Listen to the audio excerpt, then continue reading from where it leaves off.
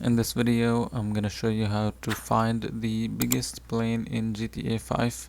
So, first thing you wanna do is just go to the airport. So the airport is over here on the map. This is the airport. So make sure you go here. And after you enter the airport, you're gonna need to let me just show you here.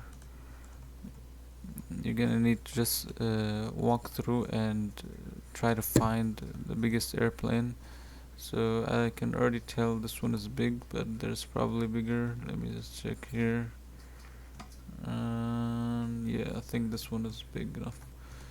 So as you can see, this is a big one. So like, just go up to it and you can just easily take it. There's one over there. Let me just get on to this one. There you go. Now I have this plane. I can just take off now. So it's a pretty big plane. Like, let me just edit the settings.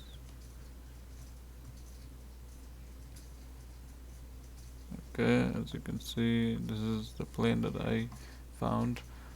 I don't know if there's a bigger one, but yeah. And that's it for this video. If you enjoyed this video, make sure to leave a like and subscribe.